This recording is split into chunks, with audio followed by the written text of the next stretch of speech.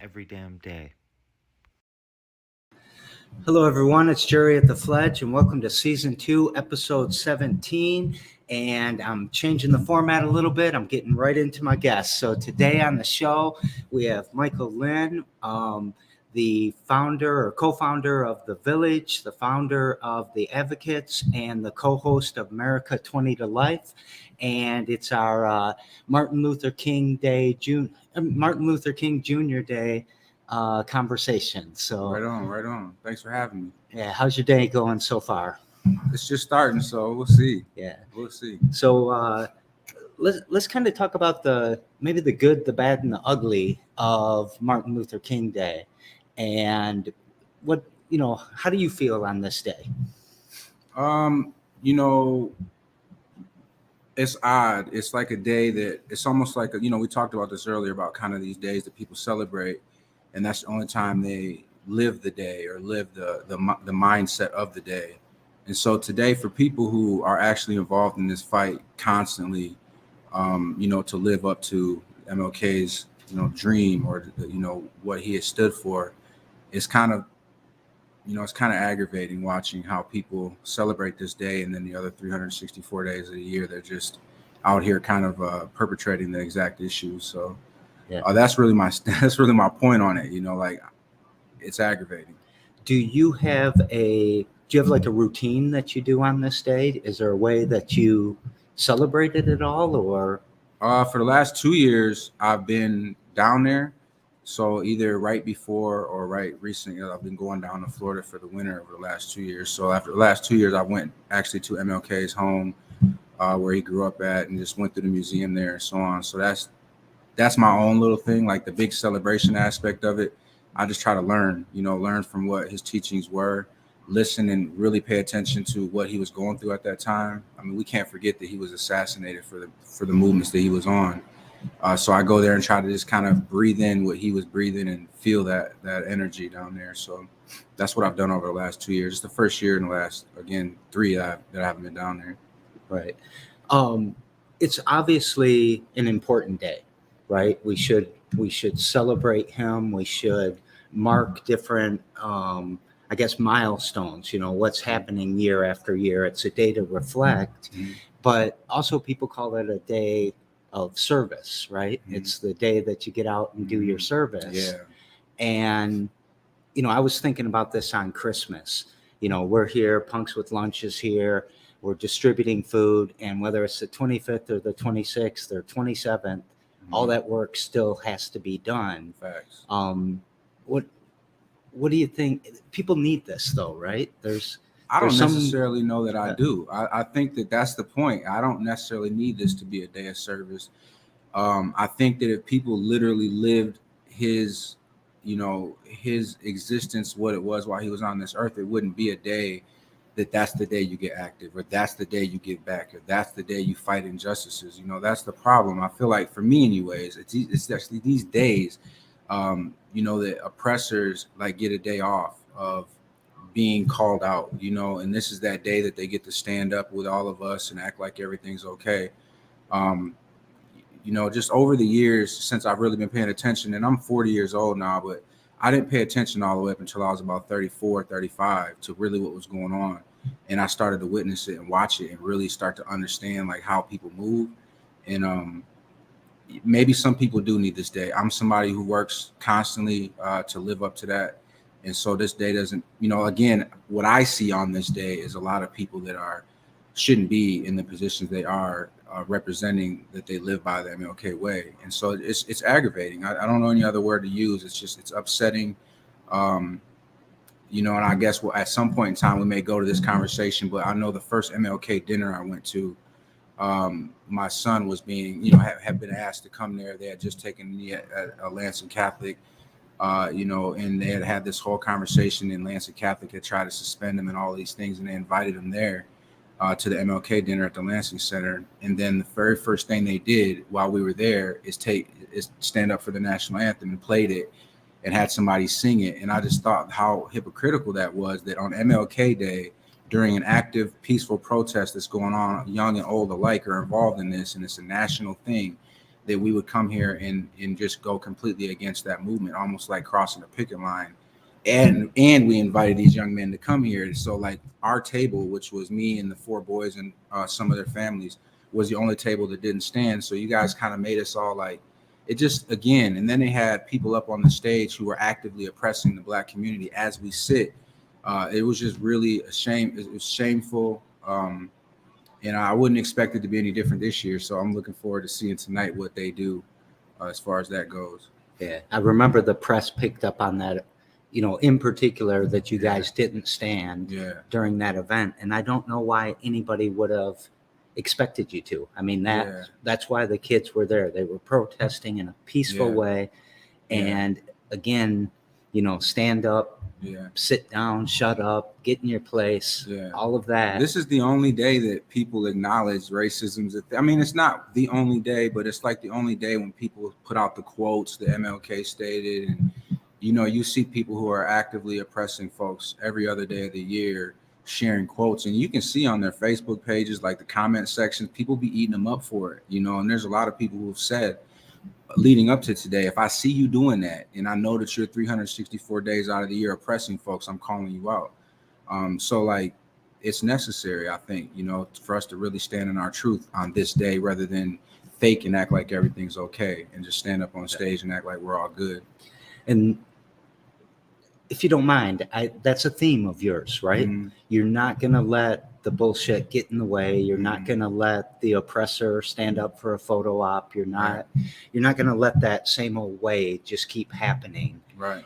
And a lot of people want you to do that differently, right? They want you to play the chess game where you're nice over here at this cocktail party, so you get this over here. Why is it important not to do that? I think it gives a false narrative to people who aren't paying attention. I remember I was somebody who didn't pay attention. I was somebody who would only see those photo ops and believe that that person was a good person because they stood with this person who I did respect.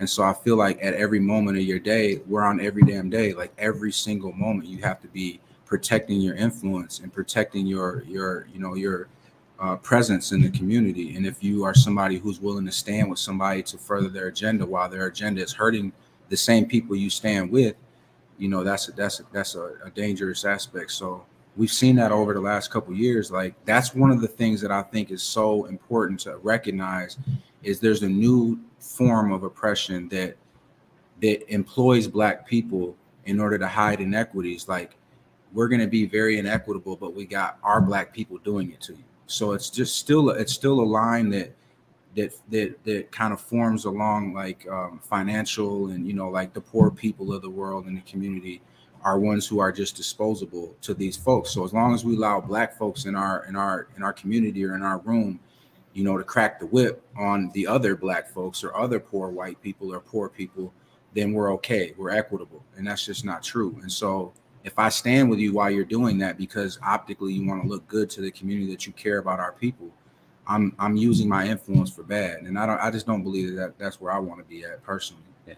And by strengthening the oppressor like that, you keep them in that position, right? Exactly. I tweeted the other day that poverty is a policy decision, and one of my friends in South Africa retweeted it, and it went kind of wild all over South Africa. And part of the show is people can't take every damn day. You've got to keep working because people can't take a break from poverty. They can't take a break from oppression. They can't take a break from whatever they're struggling with. What oppression is a policy statement too, right? I mean, this is why we can't, all of us, we can't just work in the street on the problem. We've got to take that back and affect policy and affect change. And I admire you because you said from the beginning you're going to state your voice, and you have stated your voice. I know I don't think there's ever been a day in my relationship with you where I don't know exactly where I stand with you. And where we are, there's daggers and men's smiles. Sure. And with you, I'll take you every day because I know where you're going to be. Yeah. I know where you're at, and Yeah. I know what side you're on. People think that because I call things out, and sometimes that's people, that I'm just this aggro, like super aggressive person. But what they don't recognize is that I've always tried to have that conversation behind closed doors with people before I have to come to this point. And so if they see me out here angry or upset at somebody or calling out an issue, it means that that person has blatantly looked me in my eyes and told me that what they're doing is okay in their mind. And so I have to go a separate level. And now we're not in a relationship where we understand or we're trying to find coexistence. You're in a relationship where you want to manipulate and beat me down to the point where I don't speak on your injustices. So that's the point, that when I'm at that level with people, it's more than likely because they've decided at that point. And you just, you're a person I could always come and talk to, although I never see any of that oppressive behavior come from you. If I did and I was able to, if I was to come to you, you would recognize it and try to rectify it rather than just say, I'm going to do what I'm going to do, Mike, and then put me at that level now where I have to be an activist towards you. You know what I'm saying? So that's why that relationship works. Yeah, I ain't trying to activate you towards me. So, yeah. And what are we not talking about that we should be talking about right now? I think I touched on it earlier. The biggest point that I found, I'll talk on a real polarized aspect of the conversation of me even coming on the show. People started saying, well, what about the old cats? Like what about the people who've been involved in this thing for a while and this, that, the other? And I think we have to recognize there's gatekeepers that look like us, Black folks do, and people who intend to continue to gatekeep, I think, need to recognize that we're seeing you. So there's a lot of people that may have had relevancy in this fight years past that have really either been co-opted or they've gotten to the point where they just don't have any fight in them anymore. But those are the people that are still being brought to the table, and they're Black, and that's just really unfortunate that we can't really move forward in this fight when we have people who are always willing to like slide a soft pillow up under the oppressor when we almost got about to fall. And that's really what I've seen over the last 2 or 3 years is we get this real good push. And again, you said the boots on the ground, but then we have to have people inside for policy. And when we get some of these gatekeepers inside for policy, they get turned, and it's like, that's been a real issue that we can sit in a room of organization and talk to 10 or 15 people, and some of which might have been, the people who, stood tall like we do now today. But then once they get in a room, it's like always this, how can we work it out in unity and so on. So I think that's a part that really needs to be focused on, is that all Black folks ain't alike. We don't all think alike. We may have the same goals, but the ways of getting there is always going to be different. Just like Malcolm and Martin, a lot of people say I lean more towards Malcolm.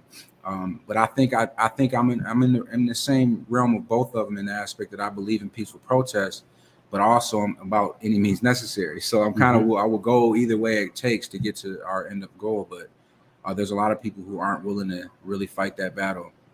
Well, with the amount of gun violence that we have, with the kids that we're losing, I don't know, it seems like once a week, but it's not quite that. But it's horrible.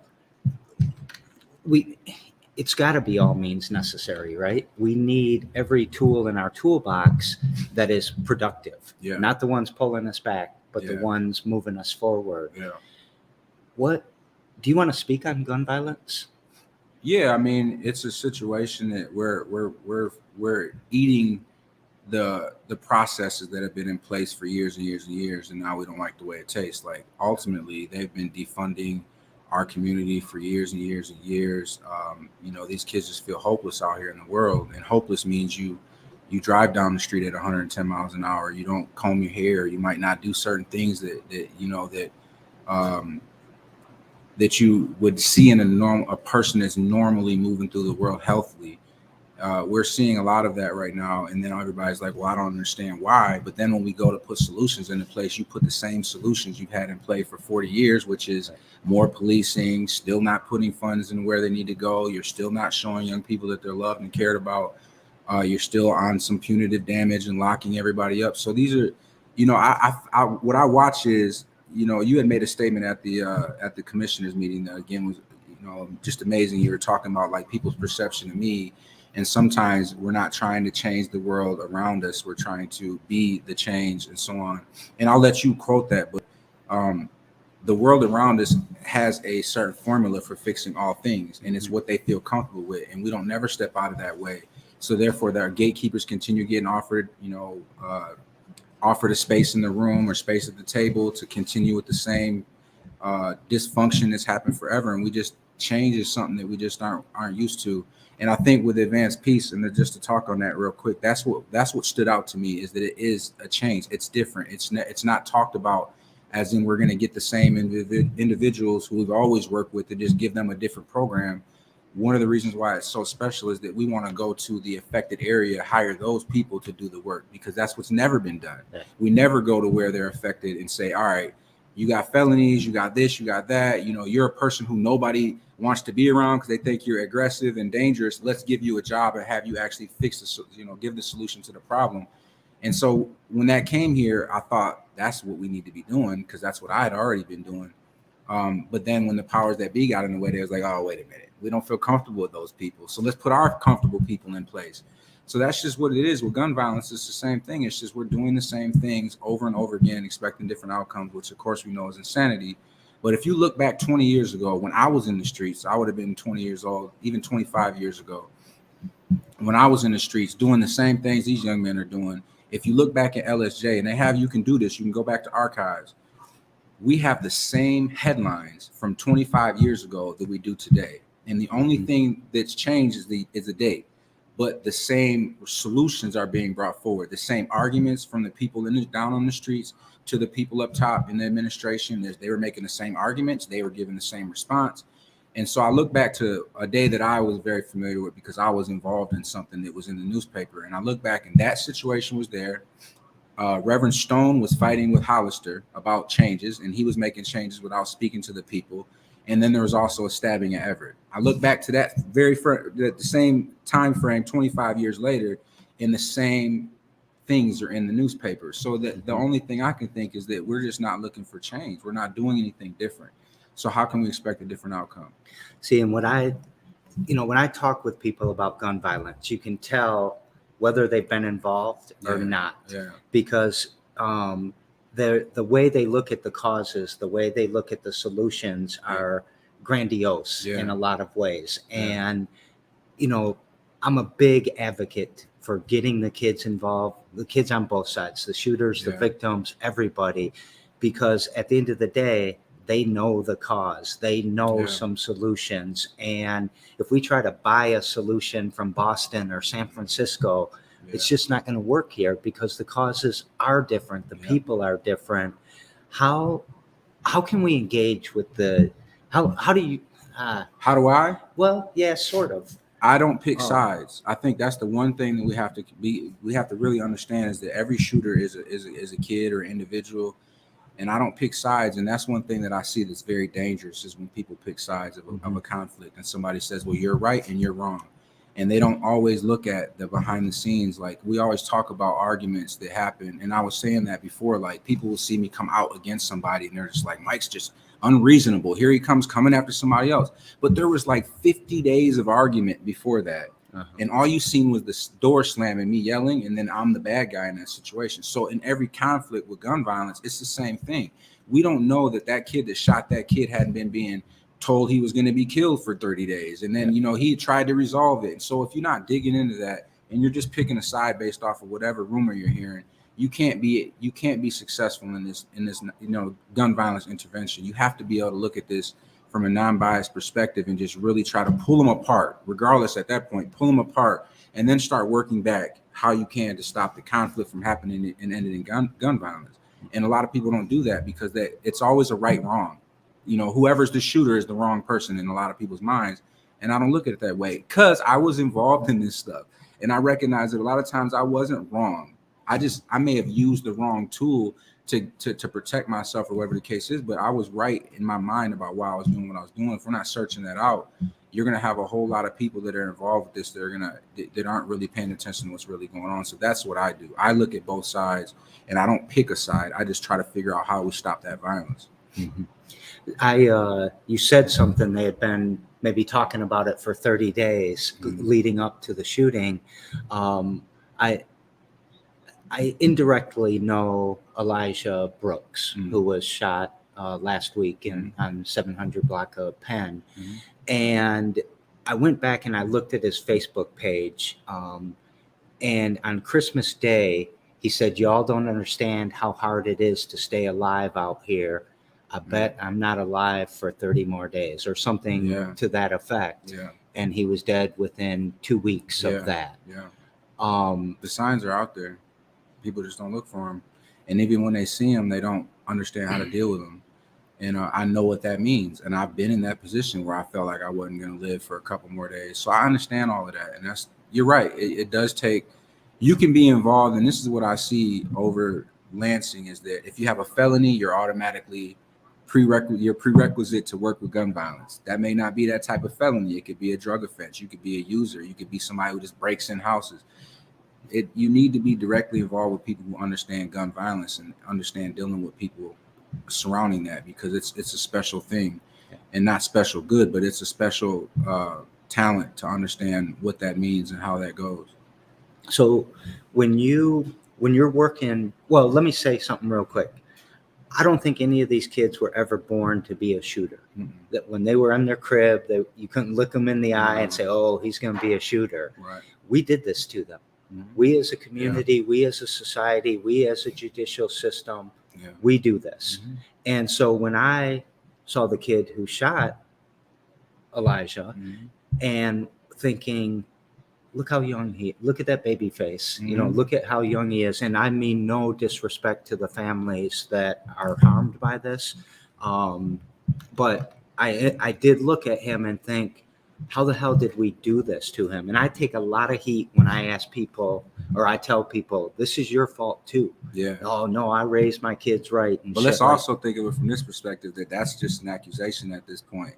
That's that thing that I don't like. Sorry. Not against you, but like, it's an accusation at this point. We don't know what really happened. We don't know that, like there's a whole lot of aspects surrounding that we don't know everything. And until you do, again, there's no real picking sides, because both of these people could have been angry at each other and just one of them got the up. You know what I'm saying? And that doesn't mean that if he didn't get the up, he would have been dead. So that's the war we're talking about, that a lot of people don't wrap their mind around, is that just because somebody died doesn't mean they weren't an aggressor in the situation, or vice versa. So we have to keep that open. And it's still just an accusation right now. Yeah. Very good point. But the point you're making though about these young kids and baby faces and all of that stuff, and like, we do have to look at that. And that's what I think about when I think about gun violence, is that's just a kid. That's just a kid, either they're 25, 24, 23, like that's just a kid. What brought him to that point? Let's walk back, find out what brought him to that point. I took a kid home from my gun safety class the other day, 16 years old, and he talked about when he turned 16, he got $500 for his birthday, and the first thing he wanted to do is buy a gun. And I know why, but of course I asked why.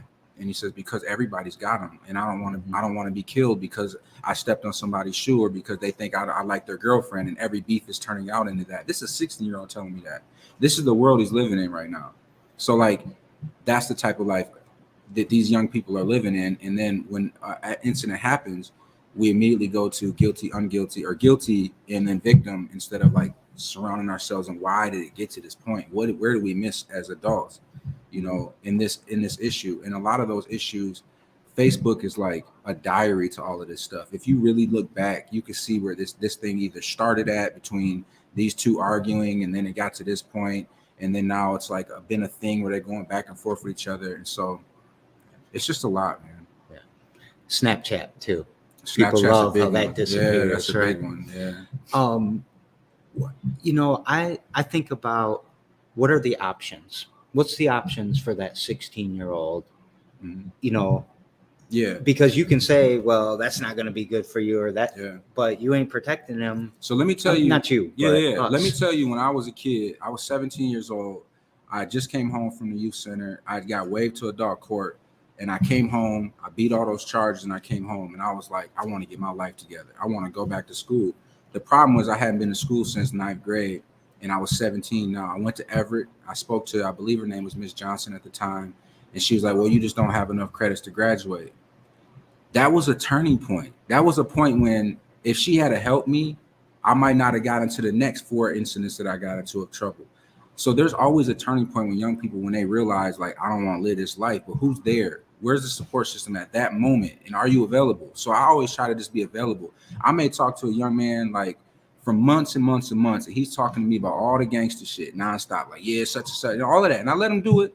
And I don't try to deter him away from that. I just try to, talk him like, do you think maybe this is a better way? It's always a time to implement that. But what I always want to do is be available when that switch hits on them, that I'm there for the resources. So how can I protect them? By resourcing them out of their situation. Do they need to get back in school? Is the school dangerous? Can I get them over here to this school? Do they need something like, what is the issues that are driving them to this point? Do I need to go talk to their ops?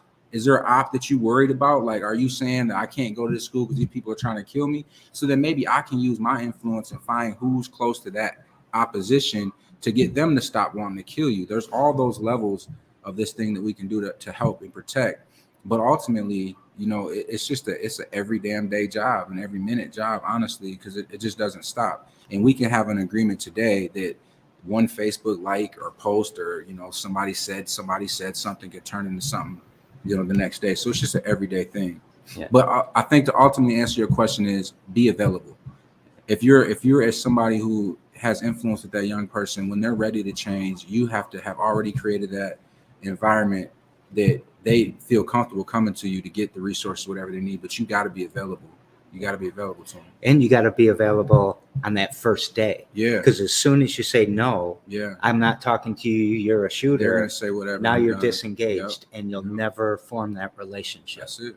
And I don't think people understand that. Yeah. And they don't understand how dangerous it is, right? Oh, super dangerous. Because you could piss off the wrong guy by talking to the wrong guy. Absolutely. As people right now, like, you got to always constantly be stating that, I'm not in a position where I am picking sides. Like, I have to say that. And even the hood don't always listen to that. If you're seen with somebody, they just automatically opt you. Like, you're a part of that group.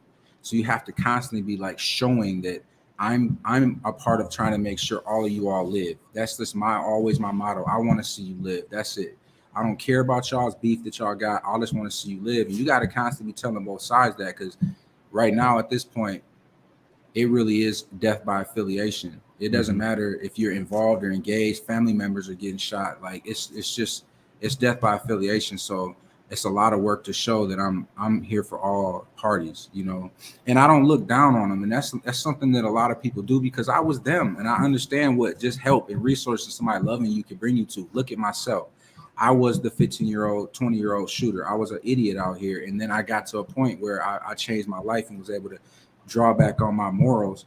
So I understand that these kids all have that in them and can have this at some point. And some people look at how people look at me. Mm-hmm. I'm a firefighter, for Christ's sake. I got hired on to one of the best fire services in the state. I'm a firefighter. I am a person who does nothing but gives back, but I'm constantly being told, and people are telling people that I'm this gangsterous thug, that this. How could you imagine if how are they looking at the people who are actually what they believe to be? How are they looking at people who actually are committing crimes, or actually? So like, that matters. And those people see that. They have a real high bullshit meter. When you step into the room, they can tell if you about that action or if you just out here trying to get a dime or try to look good. So, I just look at that. How do people look at me? So if they look at me that way, how I can't even imagine how they look at people who are active out here. Here in America, firefighters are heroes. Oh yeah, unless you're me. So I think we got to reiterate this a little bit. You are a hero, right? I mean, from the firefighter perspective. Yeah. In my mind, you're a hero from a lot of kids' lives. Erica just posted, the village wants all our young people to live. Yeah. And I think about, I look at everybody and say, this is your responsibility too. This is extreme ownership. We all have a role that we're playing in this, whether it's looking at some young man as if he's some thug. Is that the word you use? And that's the word they use. Yeah. Prejudging like that and creating that bias right in the first seconds of the relationship, right? Tattoos on your face. What are you, a gangster? Yeah. All that shit, right? What if I look at all these people in the eye, or you look them in the eye and say, here's what you can do today, and you start today and you do it again tomorrow. What's like something an average person, I'm gonna use their own words against them. Yes. Come in love. Everybody's always preaching this love, love Lansing, love this, love that, and you don't come in love.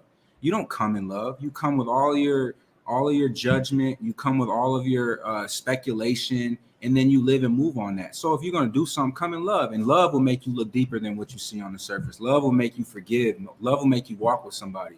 You know, I hear all that all the time from, like, you know, Christian organizations and preachers, like, we're gonna walk them in love, but the only people I see you walking in love are oppressors.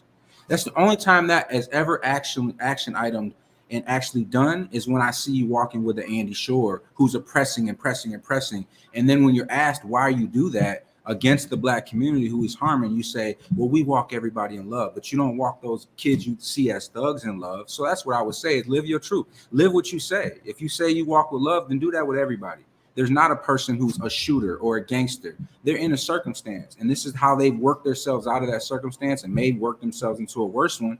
But walk them in love. Like, find out what the heck you can do daily to help that person. So that's what I would say, is walk in love for real. Don't just say it, live it. Love wins. Right on. Let me throw this up by Leah or Mila. Loving without expecting payment too. Right. Quit keeping score. Love everybody. Yeah.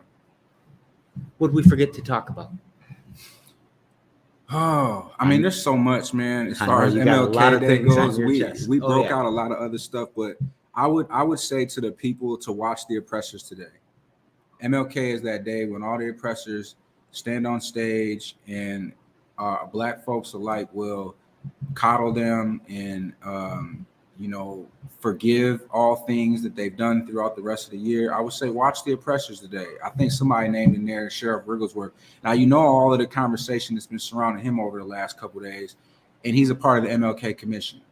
I you know, in the heat of the battle of all of the stuff going on with the NAACP and MLK Day and like all of this stuff, they had Andy Shore standing up there speaking to us. So just watch the oppressors and watch how they move. It's like this is their day to shine, and I don't understand that thought process, and this is why I can't ever get in line with all of that stuff. But just that's what I would say to people, is watch the oppressors, watch how they move today compared to how they move tomorrow. Every oppressor you see stand up there on the stage, Google their ass and see what's really going on. Don't be fooled today. And don't forget, the kids are also watching, and Facts. they see the future we're building for them, and they don't like it, and they don't see the opportunity, and they don't see the options. So reckless behavior is what you're seeing out of that. Yeah. Well, you know, I love you a lot. Well, you too, brother. Thank you very, very much for coming on the show. I hope that, you know, whatever you need to get out of this day, you get out of this day. But you've certainly motivated me to look at things differently and appreciate that, you know, it is every damn day. Yeah. And I love the work y'all do. Appreciate it. All right, man. All right. Thank you. Thank you, everyone. We'll see you tomorrow on Every Damn Day. Go out and show some love, man. Smile at that person you're scared of, and, you know, say hi to them, help them with something. You'll be super surprised. I can guarantee it. Yeah. Love y'all.